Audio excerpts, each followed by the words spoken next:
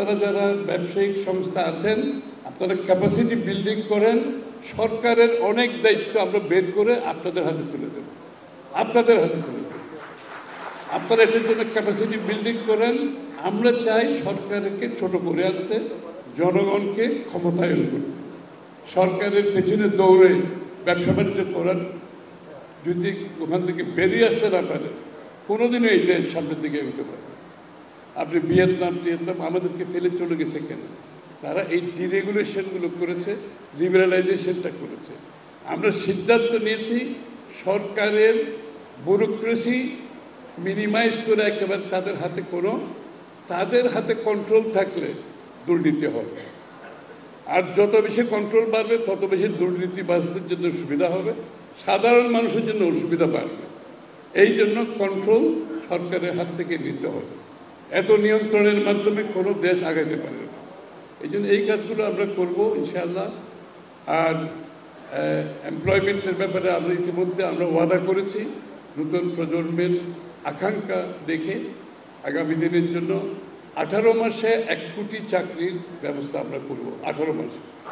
এবং আমি কোন কোন সেক্টরে কতজন চাকরি করবে ছেলেমেয়েরা আমরা সিদ্ধান্ত নিয়েছি, এটা আপনাদের সামনে তুলে ধরব। এবং এটার জন্য যত বিনিয়োগ, এই যে একটু আগে আমি কুটির শিল্পের কথা বললাম, এখানে আমরা বিনিয়োগ করলে বর্তমানে যত লোক কাজ করে তার 4 গুণ লোক কাজ করবে।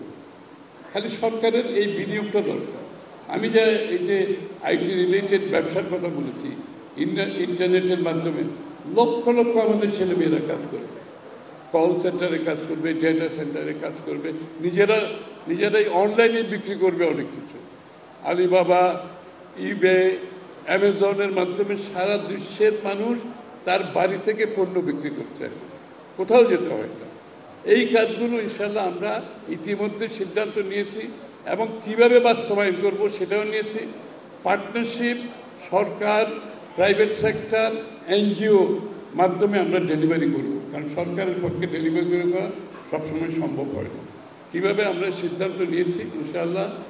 আর বিভাগীয় এই ঢাকার কেন্দ্রিক সব উন্নয়ন, সব ব্যবসা বাণিজ্য ঢাকা কেন্দ্রিক, সেখান থেকে আমাদেরকে বেরিয়ে আসতে হবে।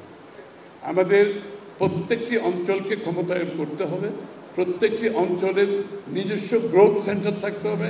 গ্রোথ সেন্টার খালি ঢাকা চট্টগ্রাম হলে তো চলবে না, আপনি প্রত্যেকটা এলাকায় গ্রোথ সেন্টার করতে হবে। রাজশাহীর যে সম্ভাবনাগুলো আপনারা বলেছেন, এগুলোকে মাথায় রেখে আমি এক কথাই বলে দিচ্ছি, আপনি বন্দরের কথা বলেন, আপনি রাস্তার কথা বলেন, আপনি এগ্রিকালচার প্রসেসিং ফ্যাক্টরির কথা বলেন, যে সম্ভাবনাগুলো আছে আমি বলছি, এগুলোকে আমরা আমাদের ধারণায় নিয়েছি। ইতিমধ্যে আমরা আপনাদের কথাগুলো শুনেছি, ধারণায় নিয়ে এই উন্নয়নগুলো আমরা করব। আমরা বড় বড় ওই মেগা প্রজেক্ট করে টাকা পয়সা নষ্ট করব না, বড় বড় মেগা প্রজেক্ট করব না। আমরা জনগণের পার্টিসিপেশনের মাধ্যমে দেশের উন্নয়ন আমাকে নিশ্চিত করতে হবে। প্রত্যেকটি বাংলাদেশের নাগরিকের অর্থনীতির সাথে সংযুক্ত থাকতে হবে, তার নিজস্ব ক্যাপাসিটিতে সে যাতে কাজ করতে পারে। এই কাজগুলো সব করা হবে ইনশাআল্লাহ।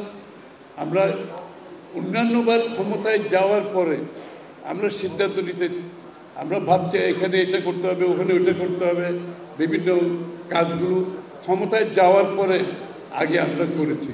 এবার আমরা ক্ষমতায় যাওয়ার আগে সব কাজ শেষ করে ফেলেছি। আমি আপনাদেরকে বলতে চাই, সব কাজ শেষ করেছি। যেদিন যাব ওই দিন থেকে আপনারা দেখবেন সিদ্ধান্ত আসতে থাকবে, ওই দিন থেকে শুরু হবে। আমরা সময় নষ্ট করব না। বাংলাদেশের মানুষের আজকে নতুন বাংলাদেশ গড়ার যে প্রত্যয়, নতুন বাংলাদেশের মানুষের মনোজগতে পরিবর্তন আসছে, এটা রাজনীতিবিদদের বুঝতে হবে। তো এইবার শেখ হাসিনাকে বিদায় করে বাংলাদেশের মানুষের মনোজগতে যে পরিবর্তন আসছে, এটা রাজনীতিবিদদের বুঝতে হবে, ধারণ করতে হবে।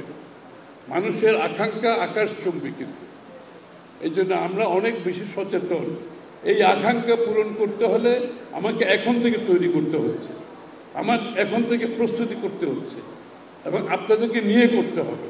ব্যবসায়ীদের ব্যতীত ছোট মাঝারি ব্যবসায়ীরা হচ্ছে সবচেয়ে বেশি বড় কর্মসংস্থান করে।